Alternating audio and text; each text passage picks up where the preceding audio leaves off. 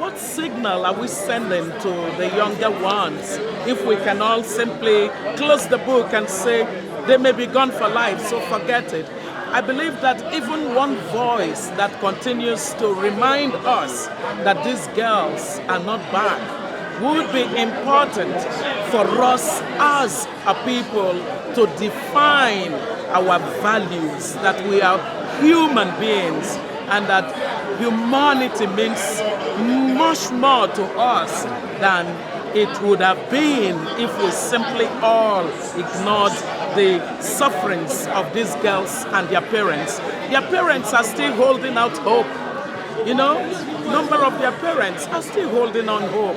And they keep saying that for as long as they have people who are being a voice for their children, that they will never give up hope, that miracles do happen. And I believe that miracles do happen. And I believe that we might get a miracle. But until somebody somewhere puts a permanent closure to the matter of these girls, it's still an open book that we must not close. We can't move on. We must stand with our Chibok girls until they are brought back. You know, there was a time when there was a meeting between the federal government and the parents of some members of the community of Chibok, and we were told that they were given some money. Would that mean that they have already concluded that the girls are not going to return? And not at all. Not at all. Not at all. I am in touch with some of these parents. I speak frequently with them because, you know, frankly, in many ways, the Chibok families have not been properly treated by our government. After their meeting here after their meeting in Abuja, there was no mechanism to continue to keep them updated on the efforts concerning their daughters. There are many of these parents that have never been visited by anybody on the part of government, sort of giving them that encouragement and keeping them motivated to stand on with hope for their children. So it's almost like they don't have any information.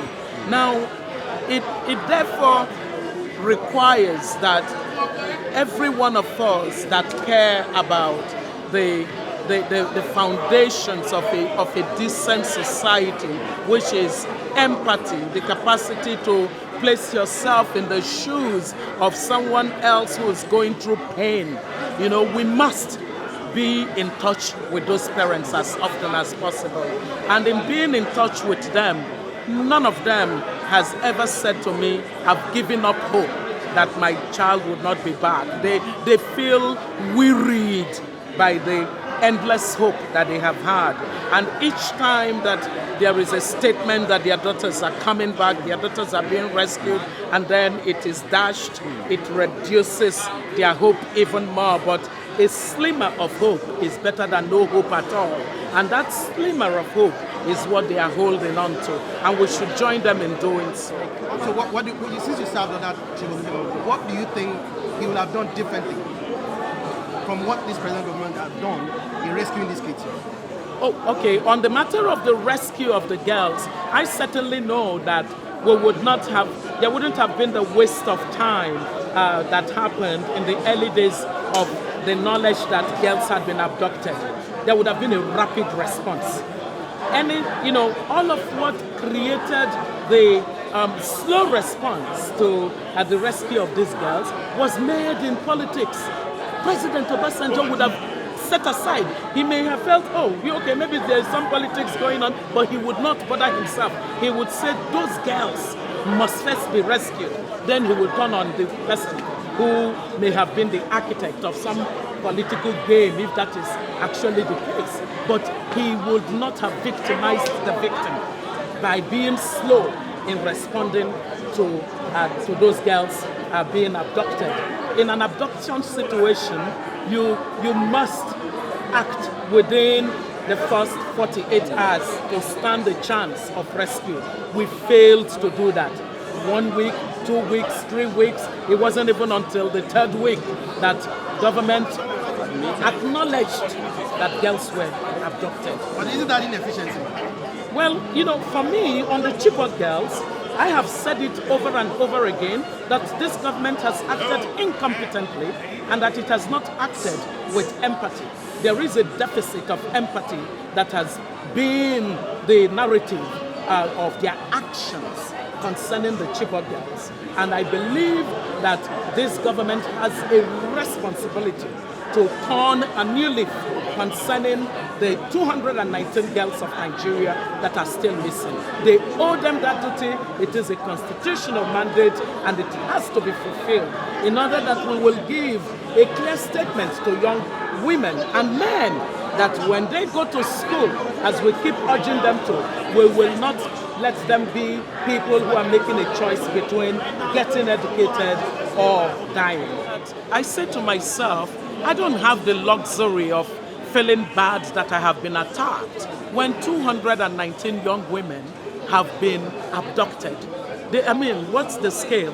The scale of losing 219 young women that we could advocate for and they could actually be rescued versus the attacks that I get personally. No, they don't weigh. One is... But are you surprised the attacks are coming at all? I'm not. From Nigerians? I'm not surprised. The reason is that we've got a divided society and people come into issues from all angles. But I normally say to people that there is nothing to defend. I have nothing to defend about my determination to be empathetic on the matter of these girls. When 59 boys were slaughtered and burnt to death in Buni Yadi, the society moved on. And that must have been the reason these guys got bolder to go and take 276 of our girls, out of which 57 escaped, and now we have 219 still missing. I am not in any way affected by the attacks. In fact, the more that they give those attacks, the harder my stance on the fact that we must not keep silent. Silence is not an option. We must be the voice for these girls.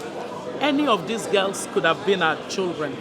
Any of these girls could have been us, or could have been any one of us 30-something years ago when we were taking our own examination in secondary school. We shouldn't be bothered. Every advocacy has a personal cost that you have to pay. So, it's okay.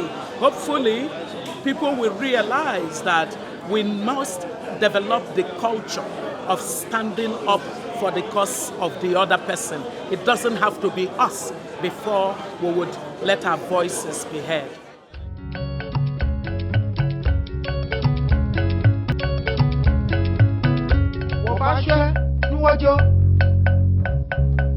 Kò ní wọ́lá.